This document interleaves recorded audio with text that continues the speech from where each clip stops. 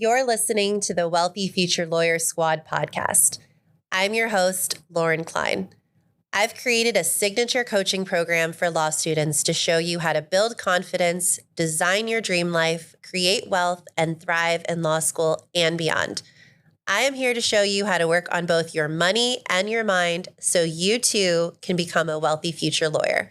Let's get started, squad.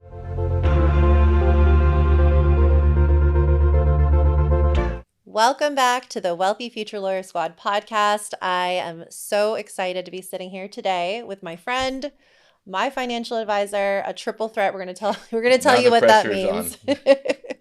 No, I've had such a pleasure getting to know you this year. You're such a cool guy. I knew you had to be on here. You had to be my first male guest. I was like, Chad has to be the one.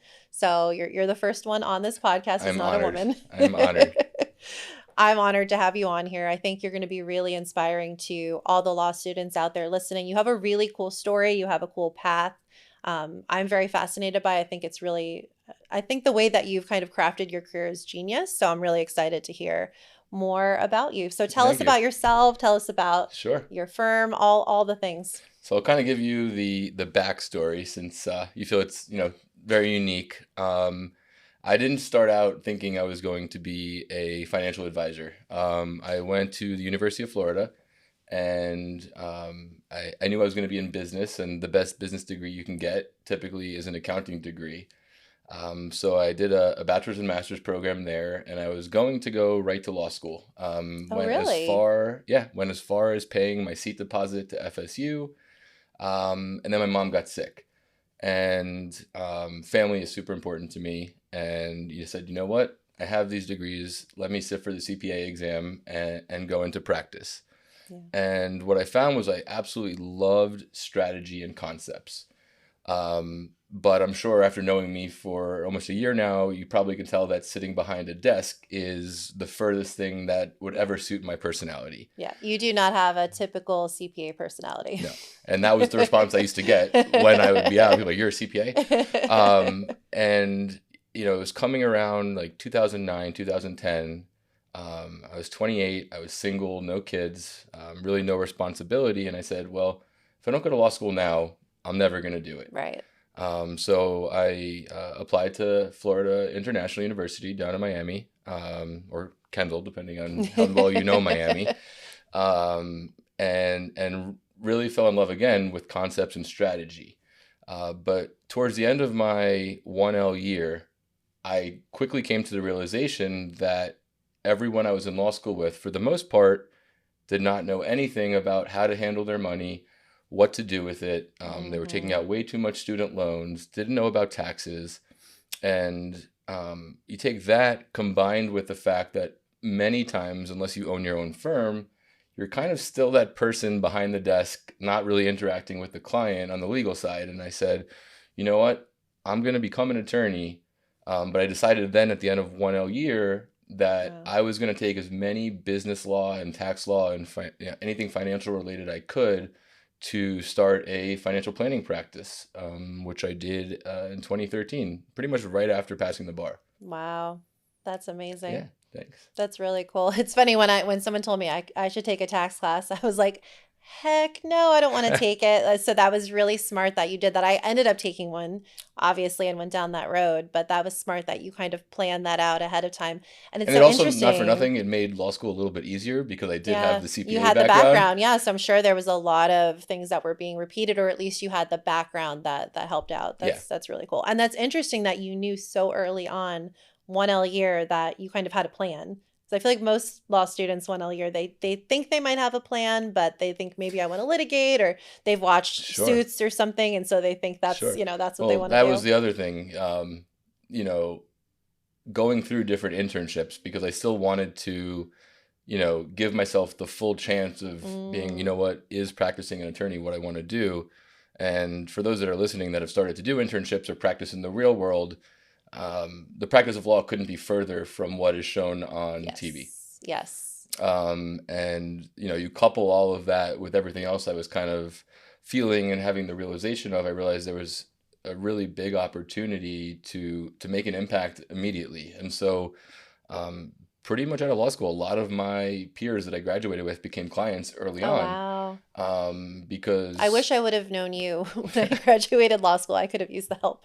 yeah, um, and that's the most common answer, right? Because you finish with a ton of debt, you start earning income most likely for the first time in your life, Right. and everyone's kind of paralyzed. What do I do? Do I pay off my loans? Do I save? Do I enroll in my company's benefits? How Hmm. do I enroll in my company's benefits? What are benefits? Like, Right. sometimes I take for granted that people understand these things, and the Yeah. reality of it is most people don't.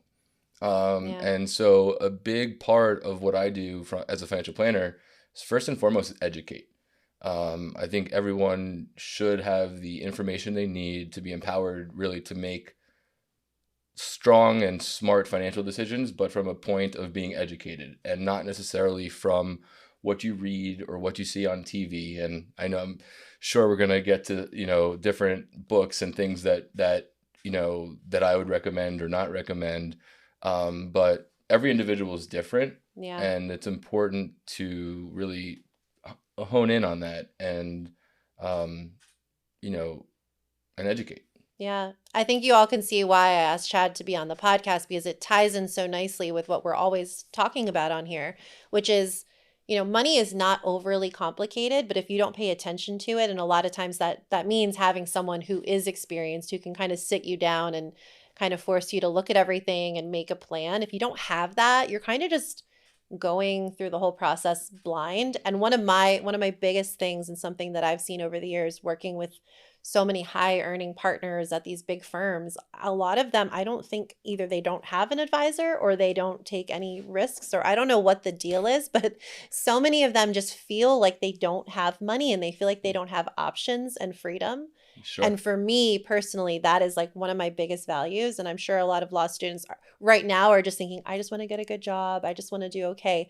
But you want to set yourself up for, even if you do take that good job, if you want to switch one day, you want to pivot, if you want to Hmm. start your own firm, if you want to get out of the practice of law altogether, if you start yourself on that solid financial ground from the beginning, you're going to open up the possibilities down the road as you go through your practice. So I think Absolutely. it's And really cool. life changes. Life You know, changes, yeah, every I mean, year, not every just financial quarter. stuff, right? It's not just, hey, the Yeah, market crashed or taxes went up. right. That's the financial stuff, but there's the real life stuff. Yeah, People who weren't financially solvent or financially free when COVID hit struggled, yeah, right? And so one of the things that we preach from a financial standpoint is just doing things in the right order so that when the unexpected happens, you're in a position of strength where you're not, you're going to be affected, but it's not yeah, going to cripple you or affect you to the point that you're going to be put in a really bad situation. yeah. When you were deciding that you were going to kind of go, I think they're always called like an alternative route. You read these articles, you can go alternative routes, which I feel like Sure. when we graduated was more like, because there weren't a lot of legal jobs. Some people were like, well, you can go an alternative route, but you had a And I was plan, you blown had a away. A lot of people go into law school. I didn't mean to cut you no, off no, there, no. but a lot of people go into law school thinking that you're going to come out making six figures, Right. right? And then so imagine my surprise where after practicing as a CPA for 4 years, Oh I yeah, finished yeah. law school and the highest job offers I was getting was $70,000, $80,000 a year Yeah, when I was making more than that prior, right. right? So I think people also need to have expectations when it comes to you can't go to law school just because you think you're going to get a large salary or you're going to make a lot of money. Right. You really got to either go because you want to practice law or you're going to utilize the degree to what you were saying for an alternative path, Yeah. which is not uncommon. I can't begin to tell you the amount of CEOs and executives that I work with that are clients Yeah. that are attorneys Right. and they just went a different path. Yeah. When I went to law school, I didn't know if I was going to practice. I just figured the market was really bad, so I was going to bide my time, and I figured no one would be able to mess with me if I had a law degree, whether I went into business for myself, whatever it is. So I agree completely. When you were making that decision, because I feel like when I was in law school, it was Hmm. very much like you need to try to get with the big firm, you need to try to do this. There were like very clear paths laid out. And I feel like if people kind of veered from those paths, maybe professors or other attorneys would try to, dissuade them. Were people on board with your plan, or did you ever get any negative feedback? I didn't get any negative feedback. I know every law program is different. but FIU had a really diverse curriculum, you know, and so people were engaged and supportive of it. That's awesome. With that being said, you know, other classmates kind of looked at you like, hey, you're stealing our spot in the rankings, or Mm, because, everyone knows law school really? is competitive. Wow. Yeah. And it was a little bit of resentment on that side, not necessarily from faculty or professors, but I felt it more Interesting. from law students, right? Or even when I finished, because building a business, for anyone that's interested in building a business, first year is not always like, Yeah. rainbows and ponies and everything amazing. Like you have to kind of build over time. And so I knew I was making much less in my first 2 years than I would have made as an attorney. And, a lot of my attorney friends were like, what are you doing? Just come practice, just come practice. And But you saw the bigger picture saw the and the bigger long picture. game. Yeah. I'm sure you're probably making a lot more money than them now, but Well, we, that's another. No, but it's true. I mean, I think a lot of decisions we make sometimes, if we're not necessarily following the crowd, you're going to get that pushback, or maybe people are trying to look out for you. But if you have that bigger picture in place and like where you're going, sometimes those risks can really pay off. absolutely. So how was the first few years? Like how was it building a business? I'm building a law firm right now, Sure. but I'm sure it's, similar in some ways and different in The others. first few years were difficult. Fortunately for me, it wasn't as difficult as it usually is for someone trying to start their financial planning practice, mainly because I already had a large group of people from prior professions, from the Mm, different areas I've lived in, yeah. even from law school, that knew me from a credible standpoint already. But the success rate in the industry typically is, 10% make it through their first 4 years. So it was a Wow. lot of work, but also in putting together a business plan.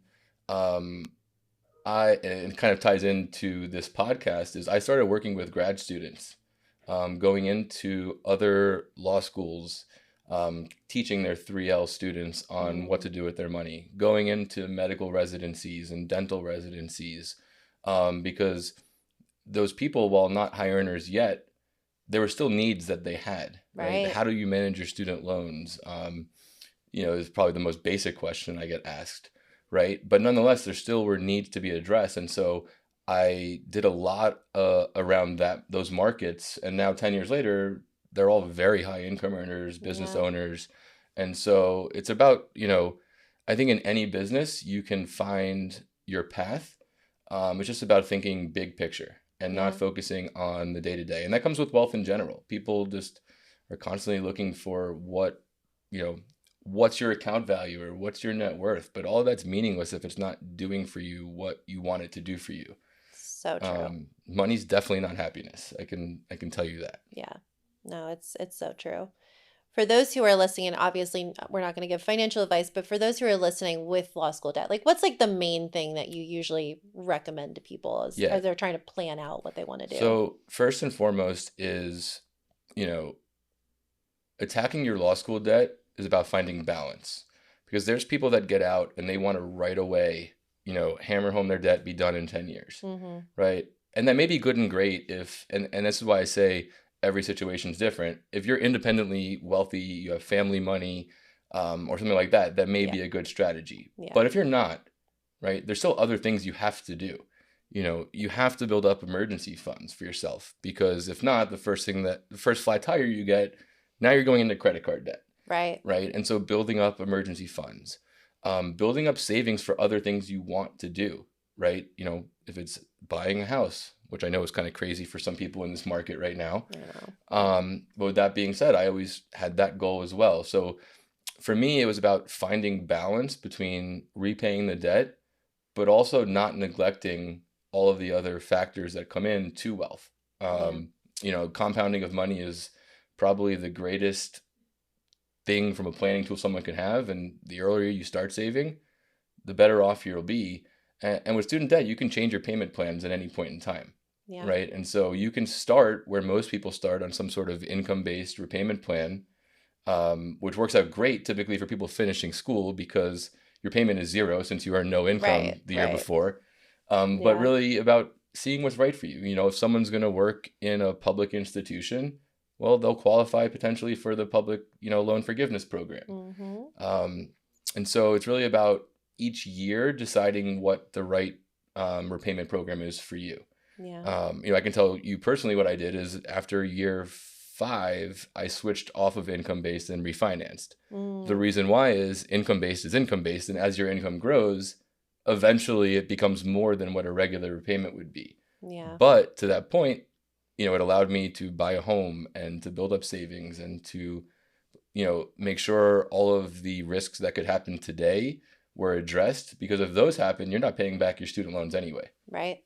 Yeah. I think it's so key to really every year, every quarter, whatever it is, like sit down and really think about what you're spending, even in law school, what your budget is, how much are you going to take out in student loans, and just being aware of it. And then you can make decisions based Sure. on that awareness. But I feel like when I got out of law school, I did stick my hand in the sand for a little while with the loans. I kind of like flip flopped, and then I was like, Well, no, I'm going everyone to has pay their own them path. That's off. what I'm saying. Yeah. Everyone has their Yeah. their own path. There's no right or wrong path. It's a Yeah. matter how does it fit into your overall Yeah. picture. I kept trying the different paths. Then I switched to I'm going to pay it off as quickly as possible. Then eventually I settled on the Look, don't get me income. wrong, right? By refinancing, I lost out on 3 years of no payments that Mm, a lot of people in the federal program just had because of everything that went on during COVID. So, I know. there's pros and cons, but I paid mine off already. I was like, dang exactly. it. But it definitely is the thing most prevalent on people's minds Yeah. when they're finishing. Yeah. No, no, I thank you for that. I think that's going to be helpful for a lot of people. Yeah, the So I best want thing I could to, say is, don't live like an attorney when you're in law school. I'm sure you guys get told that in yes. your programs, Yeah. but Or even in your first few years of law practice, even if you get that big firm salary, be smart with it, just set yeah. aside some money And so just because your you, salary is big doesn't mean you're keeping all that money, right? right. When you're in law school, you don't have responsibilities for the most part, Yep. right? You're not Yep. having, probably living off of your loans, not having to pay your rent with your income, not paying income taxes, Right. which erodes wealth quickly, not Yes. having to pay for your benefits. The list can go on and on and on, but quickly your salary, your six-figure salary, can become a $60,000 net salary when all is said and Mm-hmm. done. No, it's so true. So how would you say your views towards money and wealth have changed from law school, even pre-law school to now? Flash forward to now. Sure. First and foremost, things are way more expensive than you ever imagined them to be.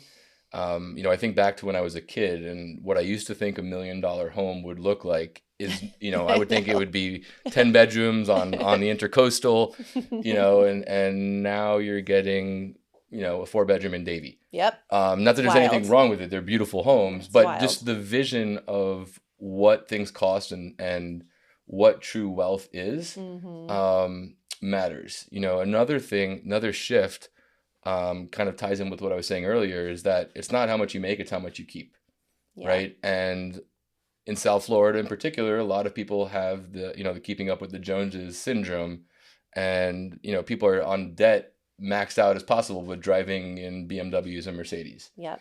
And so, it's about how much you keep. And the other thing too, and I said it before, it's about what your money's doing for you, right? Yeah. And so, for example, a lot of people right away try and start maxing out their 401k, right, when they get a job. Well, that's good and great, but you can't touch that till 59 and a half without taxes and penalties. And you may not have anything liquid that you may need to buy a house or may need to go grocery shopping with and all of these things. So Right. it's really a mindset shift, and also a responsibility shift. We touched upon that before, right? You have a lot more responsibility when you finish law school. And, you got to account for all of those things and think about what's going to make you happy. Just having millions of dollars doesn't make you happy if it's sitting locked up in a bank account somewhere. Right. Yeah. Or having maybe the biggest, fanciest house. Maybe it does, or maybe it doesn't. Maybe you just thought that's what you Yeah, needed some to people it is be. happiness for them, Yeah. and that's Yeah. fine. We build plans around Right. that. And that's one of the biggest differences probably with my practice is a lot of advisors just focus on growing assets and what the account value is, right? I'm completely goal based, right? It's hey, I where love are you that. today? And not to give, a dreaded law school example, but if you think of it in terms of an IRAC, like you're writing an essay, right? Like what's your issue you're trying to solve financially? Me as the advisor, what rule fits that issue? How do we Yeah. apply it? And what are we going to try and do to get you from A to B? And Yeah. I love finding the that. right strategy. It may not be, investing in the stock market. If you're in an aggressive account, if your goal is to buy a home in a year, right, you would need to be in something more conservative. So it's Yeah. really about finding what's right based on the goals and not just maximizing rate of return. Yeah. And I think sitting down and figuring out like whatever your goals are they your goals because you think they're what's supposed to be what your goals are supposed to be, or what do you really care about? How do you want your life to look in 5 years, 10 years, not Sure, just checking off boxes as you go. I think that's great that you sit down with people and really dig into that. I think I can definitely see like your personality. You're so confident, you're so intelligent. I think having all that background and then being able to sit down with people and be like a human being and have that personal touch. I think when people think of finance, sometimes they think of it as very dry and boring sure. and like numbers based only, which obviously that's a part of Calculators it. can do all the numbers based stuff, right? Yeah. It's the strategy behind the numbers that Yeah. is really important. No, that's really cool. What would you say your best choice that you've ever made with respect to money has been? This probably is going to sound cliche, but it's investing in myself. From grad school to law school, and it can't stop once you get those degrees either, right? Even for those attorneys, when you finish, you want to keep educating yourself in different areas, right? Yeah. So I've still taken exams to this day. I've become a CFP, all the investment licenses, Yeah. and really the education component, um, you know, you get far greater return on investing in yourself or into your business than you do from investing into the stock market, right? Yeah. Because higher education typically comes with more money from whatever you are doing. You're more of an expert in that. Yeah. So that is definitely one of the best decisions. And the other is really coming back to the student loans, finding the balance. I didn't aggressively pay it off right away strategically.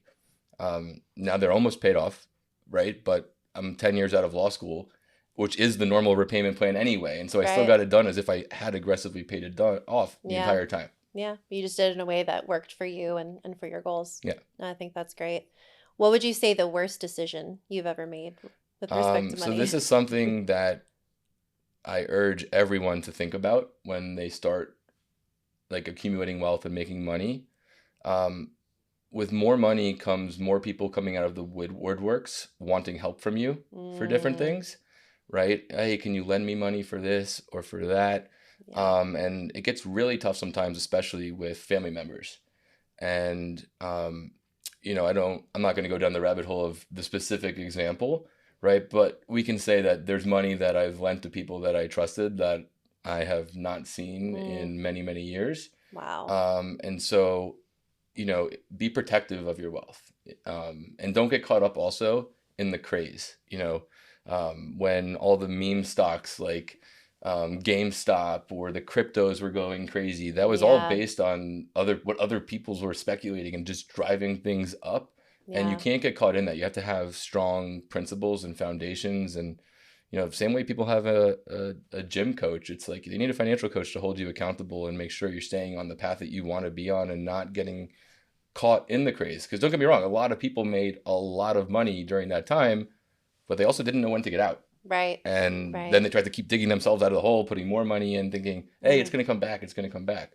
Right. So it's important that you kind of stick to principles and not necessarily get caught up in the craze. Yeah. And I mean, not that It's I called don't. water cooler talk, right? Yeah. Yeah. You're at the office, everyone's sitting there, hey, what do you do? Oh, my guy said this or my guy said that. Yeah. And See, I maybe I missed that boat in a way because I've always been conservative in the sense that if I don't understand something, I don't even touch it. yeah, So before I ever invested in real estate, I literally listened to hundreds of podcasts on it till I got comfortable enough that I could, sure. and there's still been mistakes made and things happen.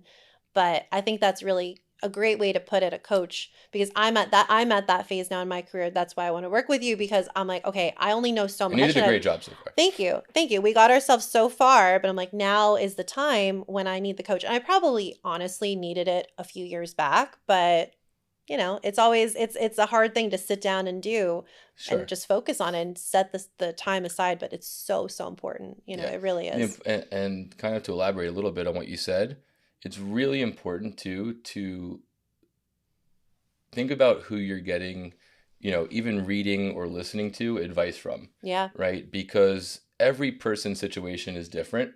And most of the people that have the biggest followings, the Dave Ramseys, the Susie Ormans, right? I can't tell you the amount of attorneys I meet with that kind of abide by them, right? And then I know why you're laughing, um, but point being is that those people are trying to reach the biggest audience possible, Yeah. right? They're writing books, they're on television, but to do that, they're preaching to the mass audience, and the mass audience does not typically have the income that attorneys have. Mm-hmm. And so a lot of the things that they're recommending, you do have to take with a grain of salt because they really might Yes. not apply to you. Right. It might be in a different universe than you, Yeah. right? And so, it's really important to look into, okay, is the person credible that I'm listening to? Is it, advice that's relevant to me, Right. right? Right. No, I agree. I agree. I'm not a big fan of this just because I feel like I try to come from a very abundant mindset when it comes to money. And sometimes that does involve taking out some debt and taking Exactly. calculated risks. And sometimes that's not the right move, but it's There's good debt money. and bad debt. There's good debt and there's bad debt. And, there's different phases in life and career where maybe you have to take more risks and you have to take more chances, or you pull back and you don't. So I think for me, the cookie cutter, stay debt free advice is Sure. doesn't really sit well with, trying to dream big and You can live be a very abundant. nice life without debt, Yeah, right?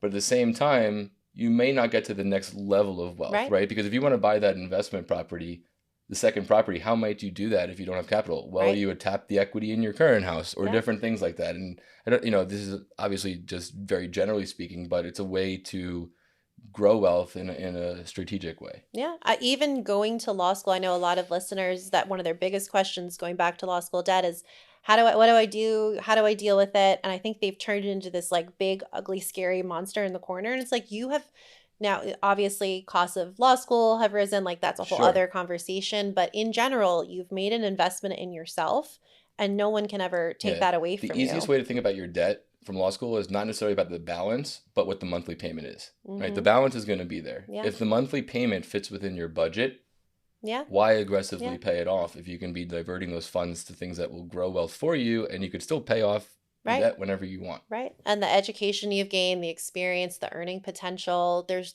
so many things that you can't just think about it, in that vacuum Sure. of, oh, debt's bad, it's horrible. Why did I do this? Why did I go to law school? Why, no one told me I was going to have all this debt. No, it's so true. I know we're not going to talk a ton about books, but do you have any just like simple finance books that people can go out and read just to start to get an idea of money and Yeah, what's interesting is a lot of people many times think of just Tony Robbins as this motivational speaker, which he is obviously, but he's also written some really good, finance books. yeah. And so Unbreakable is phenomenal. Ray Dalio, who is probably one of the most brilliant investors of our time, wrote a book called Principles, right? So it's not about specific strategies, it's about principles and having Mm-hmm. the right principles in place. Yeah. So going, reading those people that are um, giving general concepts and not saying, hey, pay off all your debt, right? It's about weighing the pros and cons, and they kind of do a great job on that, on principles and building a foundation. Another one I really love is called Paychecks and Playchecks. Oh, I haven't read this one. Okay, I love when I hear a new one. I get really excited. Yeah, Paychecks and but playchecks. the one of the main things about that is, you build wealth your whole life to one day retire, right? And what's the most important thing about retirement? It's the income that you're going to receive every single month that you can live on, right? Yep. And so that's kind of the concept, is developing a plan where once that retirement comes, you have your paycheck through whatever strategy makes sense to have that guaranteed income coming in, and then you have your paychecks for all the travel you want to do, spoiling of the grandkids. And so, thinking about it That's from cool. that way really helps. Yeah. And then those are probably the main money ones. One person that I follow a lot is a guy by the name of Michael Kitces. I We were just believe I talking actually about shared this. that Yeah. with you yesterday. Yes. He is phenomenal in terms of the advice he gives on his blog, Nerd's Eye View. He has a It's a phenomenal great name. podcast, but it's real practical advice. It's sound advice. It's Yeah. not there to sell you something. It's not there to shift your mindset, but it's really stuff you can digest Yeah. and apply to your personal situation. That's cool. I'm excited to listen because I love a good nerdy money podcast. If you could tell your 1L self Chad anything, 1L Chad, what would you tell him? Oh man, there's so much. There's so much. First is to back away from the competitiveness of what law school brings, because at the end of the day, many of the people that you're in law school with are either going to become really good friends, but also probably going to become clients or referral sources in some capacity. Yeah. And if you're known as that competitive person that's just out there to beat the next person, you're not going to be getting referrals in your practice. So that's one. Two would be, for those that haven't considered alternative paths, right? You know, I don't know what the stat is, but I think it's about 50% of attorneys don't practice law, Mm, right? So if it's that large of a percentage, don't be closed off to the other opportunities that might, be there for you that aren't a traditional legal practice, yeah. or practicing as a traditional attorney in the courtroom or whatever it may be. So get Right. exposure, right? Don't just go down and say, hey, I'm going to take every crim law class I can, or every, you know, tort or whatever it may be, Yeah. right? Take those business classes, take the tax law classes, take Yeah. contracts. I mean, I know they make you take contracts, but maybe a second level, because Yeah. business is done with contracts. And so even the Absolutely. financial strategies I use, the amount of clients that I have gotten from reviewing the underlying contracts of what they invested in and finding out that Mm, it was complete garbage because they didn't wow. read the contract, right? So you can learn so much in law school that can be applied to other areas. Yeah. So I would consider that. I was having coffee with my law partner and a law student who actually was in my beta version of the law school blueprint for her. And my law partner Kristen said something really interesting. She's like, while you're in law school, take as many different internships and classes as you want. Yep. Obviously, if you have a focus, take some classes, but do other things too. This is the time to learn and Yeah, I mean, explore before you have a job. I did an externship with an in-house counsel. I practiced in a really small estate planning law firm. I did an internship in a bankruptcy firm, right? So I got Smart. diverse exposure to Yeah. these different areas. Now, granted, clearly I'm not practicing, but I really wanted to see the full Yeah. scope How are you of going to what know was what out there. goes on a day-to-day basis within that area of practice unless you Exactly. try It it? kind of goes back to like undergrad. I think it's ridiculous that they make you declare a major right away, or they encourage Yeah. it because you're 18 years old. How the heck do you Yeah. know what you want to do? You don't. You don't. You have no idea, right? Like I don't even know what I want to eat tomorrow, you know? Right. I was a psych major and I was like, this is interesting, but I have no idea what I would actually do with this. So, Yeah, or someone like me, right? I knew from the very beginning was not interested in accounting, but I was doing well at it, so I'm yeah. like, all right, this is what I declared. I'm gonna stay with accounting. Yeah. Um, Yeah. Which in hindsight it worked worked out out really very well well. because you have the background of an attorney, a CPA, and a financial advisor, which is, like I said, the triple threat. That's amazing. It's really Yeah, cool. thank Congratulations. you. Where can guests find out more about you? So, obviously, LinkedIn and Facebook. You can just search my name, Chad Tourin. My website is mycoastalwealth.com. And there's a whole bunch of stuff on there, and resources, calculators, tools. Amazing. Um, but honestly, I'm an open book, and so if you want to, share my phone number or email on, your show notes, more than welcome to. Happy to share here at C Torin at My Coastal Wealth. Perfect. We'll put in the But show yeah, notes. happy to, like I said, I still to this day, 10 years later, am passionate about going back and educating in grad programs. And it's by far the least profitable thing that I do for my practice, but it's also the most rewarding because Yeah. the eyes that light up when you share a concept with someone that they had no idea about. You don't get that when you're dealing with someone worth 30, $40 million. They're kind of trying to tell you what to do, Right. even though they might not know what the heck they're talking about. They're like, no, no, no, you need to do this. I'm like, What? No, I've never had that so experience it's very before. rewarding. And so I do like love going into, programs and doing the educational stuff. Yeah. Well, I think Chad and I will definitely be collaborating on some cool stuff. So if you're Definitely. in South Florida, definitely keep an eye out for those things because there's a lot of very big overlap and obviously the things I talk about in Chad's expertise. So That's how we got connected I in the know. first place. I know. It's amazing. So Yeah. thank you so much for Thank being you. on the show. This was really great. For those of you who are listening or watching, if you enjoyed it, share with a friend, subscribe, and definitely keep coming back. We're going to have more Absolutely. amazing shows and have a wonderful end of the semester. Thanks, everyone. Bye. Thanks, Lauren. Thanks, Chad.